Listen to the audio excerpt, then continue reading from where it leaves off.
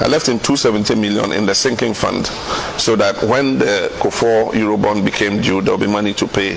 I left him 270 million in the Ghana Infrastructure Investments Fund. I left him. How did the strong, resilient economy that Nana Akufo-Addo and Bawumia talked about crumble in the space of, let's say, 6 months? I mean, they were waxing lyrical about how strong this economy was and things have never been so good for Ghana. I mean, how come within 6 months of just a coronavirus pandemic, the whole economy has collapsed completely? We are facing the worst economic situation probably in the entire history of, I wouldn't even say probably, in the entire history of the Fourth Republic. The economy has never been this bad. And you see, when you have a hole and you're hiding it, you understand? Eventually, when reality catches up, you will find that that hole will be exposed. There's been a hole in this economy, and I've kept saying it. This is not the first time I'm going to say it. The finance minister, who is the cousin of the president, has been cooking the books since 2017. He has this way of, and it's the first time we're having this strange presentation of budget. Our budget numbers from 1992 to date are the budget numbers for everybody, for Parliament, for the International Donor Organization, for everybody. And those are the numbers that are presented to the world. This finance minister comes and he has liabilities, big ones. Instead of calculating them and putting them in the budget, he brings them to the bottom and puts them at footnotes. And so he doesn't factor them in the budget. And so he can give you a deficit number that looks good. He can give you a debt to GDP ratio that looks good. You know, he can give you, all his other fiscal statistics that look good. But as soon as you add the liabilities, one was the financial sector clean out, and two is the energy sector debt.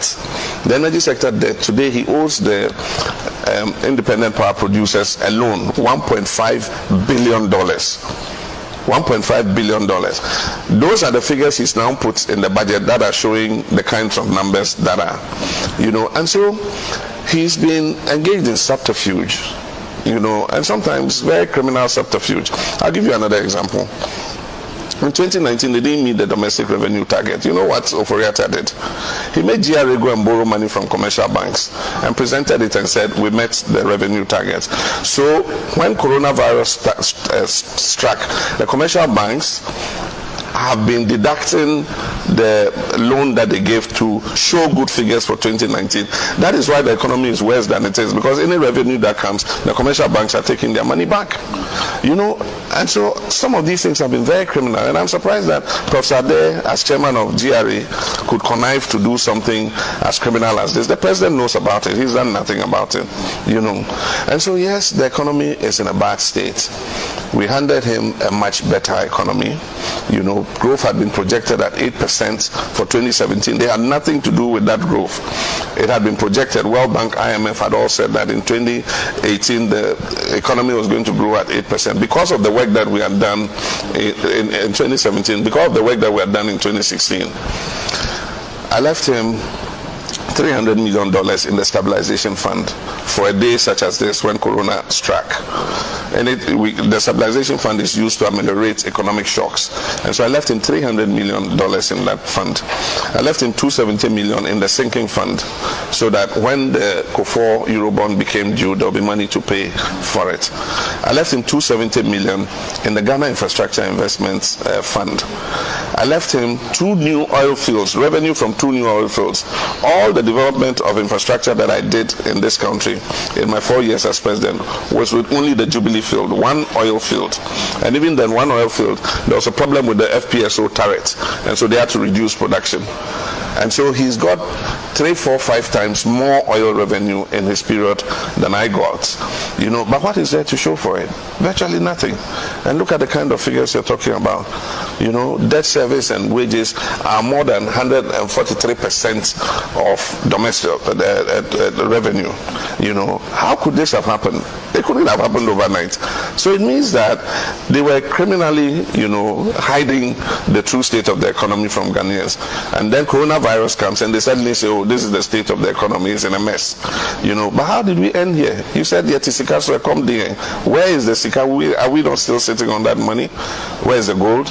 And the worst thing is that you kind of try to surreptitiously, take our gold royalties, get your family to get involved and set up some company in a tax haven and mortgage our gold royalties for the next 15 years for $500 million. And I've said that they've created a vortex, and the vortex is swallowing money like anything. If that 500 million had come, it wouldn't have done anything, won't get anything tangible for it. It would have just been swallowed in his dead vortex.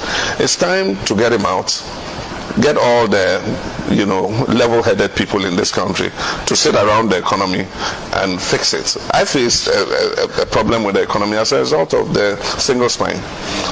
The single spine was inherited from the Kufuor administration, and President Mills, started to deal with it. At the time, Governor Dufour was the finance minister.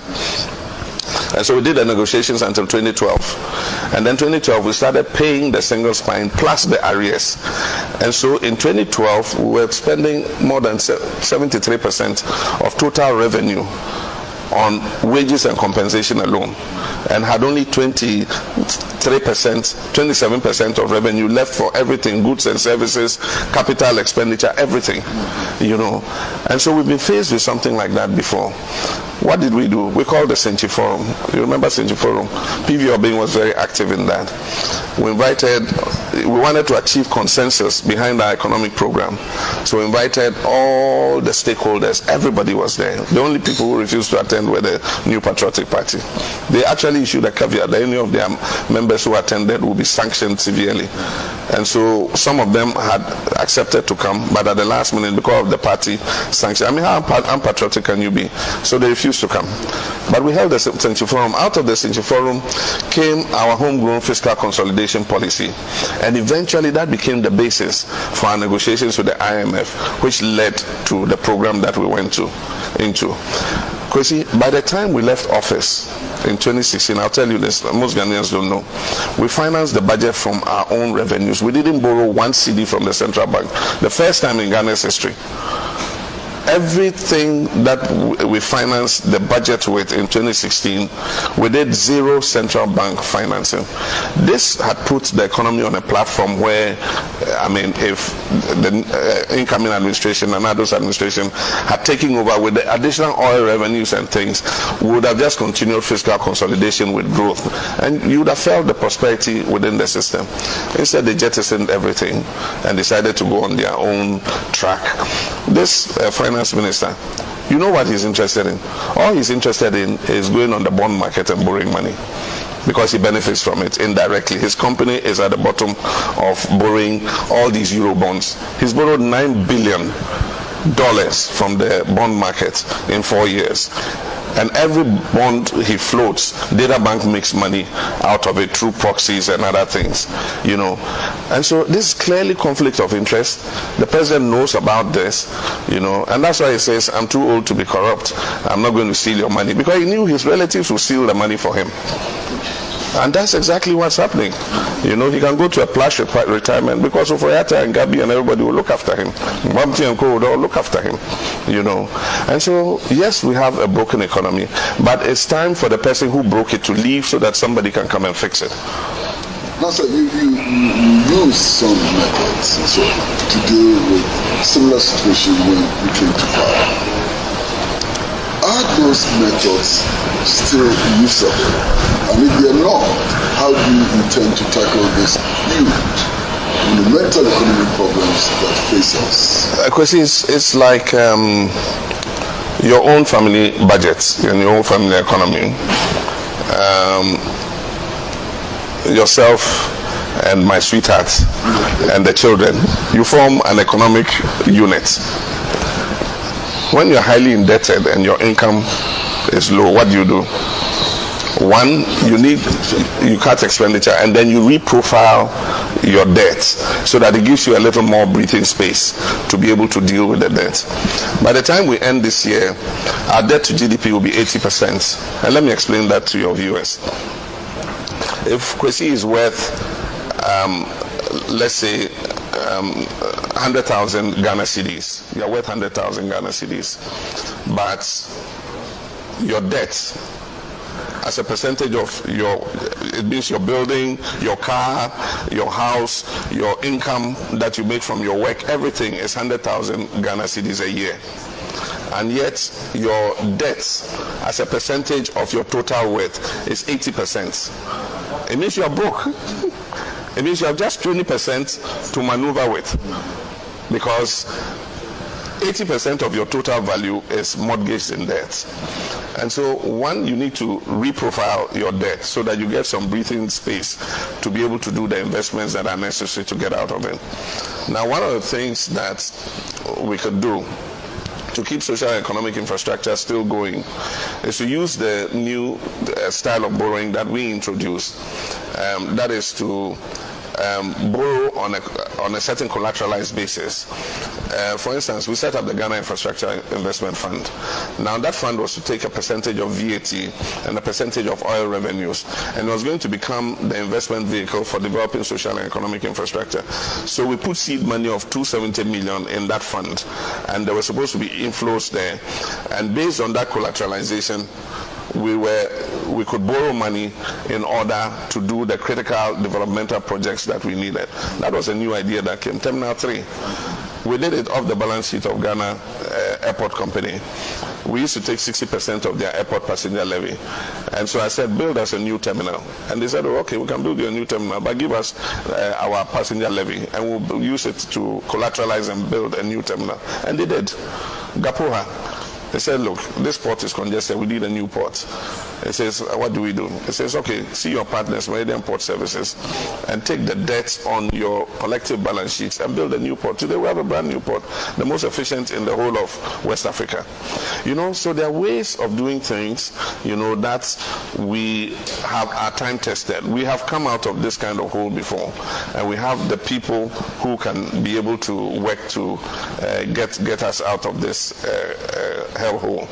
But the first thing is to stop those who are doing damage to the economy. And then when you have stopped them from wrecking the economy further, then you can rescue the economy. This is a rescue mission. You know, Ghana is going in the wrong direction. Nana Akufo-Addo, with all the promise and the expectations that people had, has been a very sad disappointment. You know, and I find it very callous of them to say they fulfilled all their promises. They say, so we fulfilled our promises to the people. Every district I've gone to ask, do you have any of the factories here? It says, no, we don't have anything. You know, has there been any development? What development has taken place in your district over the last 4 years? It says nothing. It says the electrification you were doing, they've discontinued it. You build our road halfway, where you got to 4 years now, the road has been abandoned. I mean, these are a litany of stories all over. And yet, you know, the thing about MPP is they are good at talk.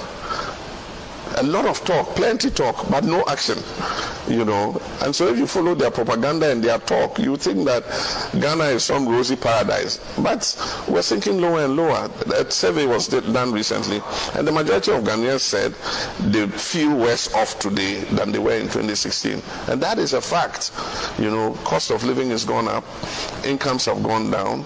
If you go to the Yam area, the price of the yam market has collapsed, and so the price of yam, you know, is not giving an economic rate of return to the farmers. And so the fear is that if we don't do something about it, a time will come the farmers cannot even just, you know, continue the supply of yams to the market. Well, viewers and listeners, at this point we'd like to take a short break. We are in conversation with His Excellency. How did the strong